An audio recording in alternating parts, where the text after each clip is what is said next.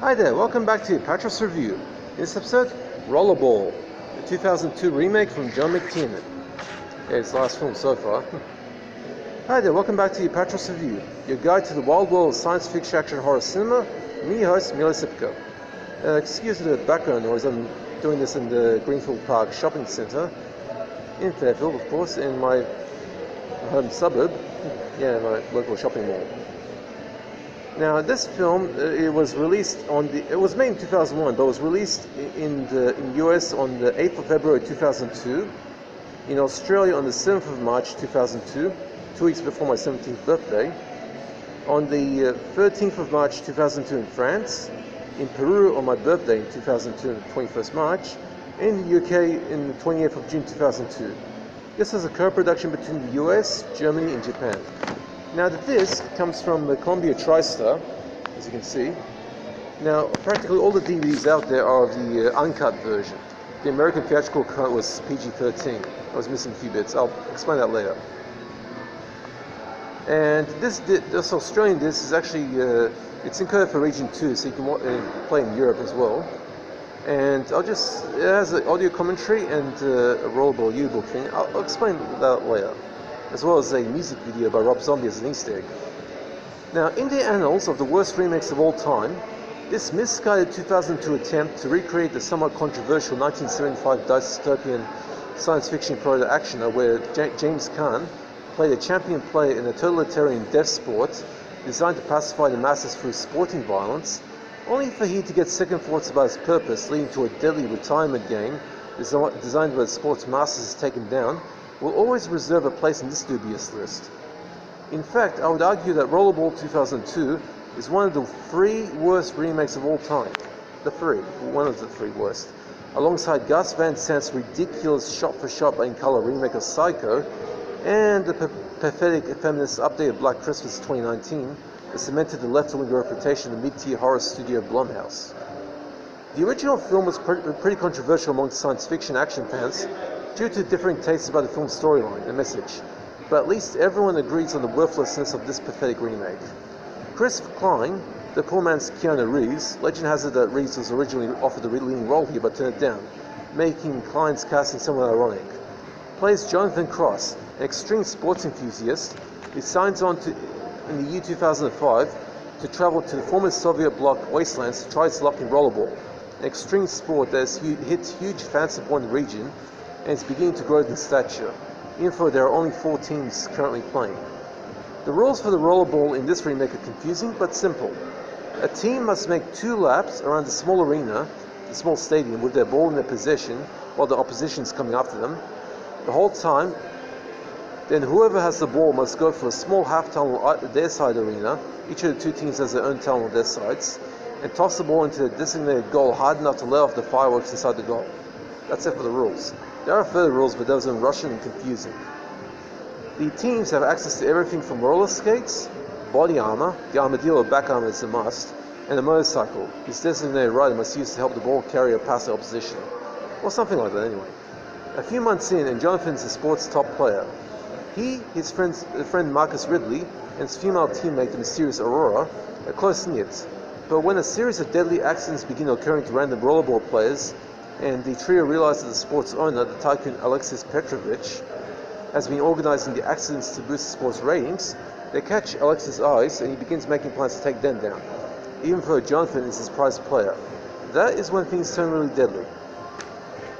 John McTiernan was a top director in the late 1980s with awesome action films like Predator, my favorite film, and Die Hard, the ultimate Christmas movie for action fans, to his name, and the somewhat lesser but still good The Hunt for Red October, while Die Hard with a Vengeance was also quite good but a little uneven, as well as Last Action Hero. But by the time of the late 1990s, McTiernan was starting to feel the strain of his talent. Rollerball 2002 was a complete disaster for McTiernan, and his career pretty much ended by that point, followed by him going to prison for tax offenses. I don't consider Rollerball 2002 to be a true McTiernan film. It just doesn't feel like his style at all, so I won't hold him against him for it. And the film feels like just another bad miscalculation for Hollywood. Although if the studio waited another couple of years and extensively modified the script, this could have been somewhat viable, but not in the form it ultimately took.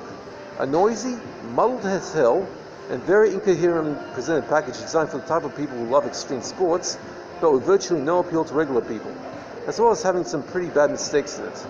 Although the film's setting of a violent sports playing in the backwoods and mining towns of former Soviet bloc nations does have its modest convictions. Who knows what kind of crazy activities people those places tend to play over there. As well as some strange goofs in logic department. Petrovich is a shows who your father is type of middle name, never a surname, which goes to show the incompetence of the writer. And by the way, it should be Petrosevich, by the way. While the idea of the ratings going up instantly whenever an accident happens is absurd. How would the people watching at home know when to tune into the channel to catch something happening live? In that list of 3 horrible remakes, Rollerball is the better of the trio.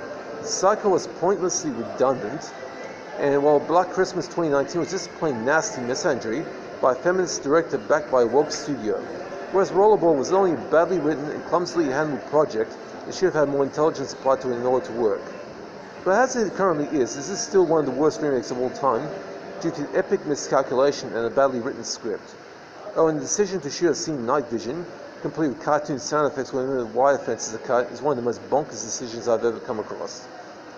On the musical side of things, if you're a fan of Pink, Slipknot, or Rob Zombie, this might be worthy for you to see them in the movie just for novelty value, but not an essential one. The only good news for the few fans of this film is that currently all DVDs, including the Australian disc, contain the uncut, or American known as R-rated version, with the semi-nude scenes and blood intact, not the pathetic PG-13 rated version played theatrically. Thank goodness for small mercies. Now for gore, there's a fair degree of sporting violence in a small body count, but not in any way substantially gory. And as for nudity, in the R-rated version, the Australian DVD has the M rating, which is an advisory rating, basically Australian PG-13 sort of way, but a lot of films that normally would get an R rating in America would get an M rating here, especially in the old days.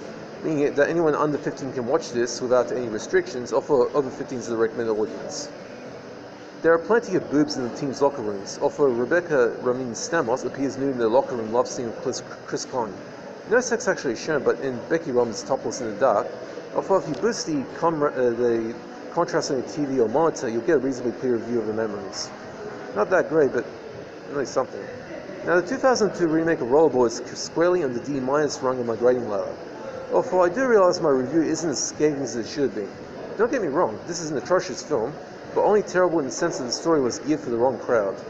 If the filmmakers stuck to the basics of the original film, but geared up the violence instead of making a film purely for extreme sports junkies, you know, the sorts of people who don't normally watch anything other than pro wrestling and internet skateboard videos, and therefore a very small niche audience and capable of giving the film enough support to make it a hit, this could be an excellent remake, but we don't live in an ideal world.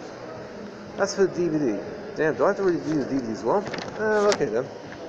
In Australia, this came out as part of Columbia TriStar Home Entertainment's very early catalogue, and as such has a decent package. There was an adage among DVD collectors in the late 1990s and early 2000s here in Australia that the worst films got the best transfers. In other words, the flashier the picture, the worse the film.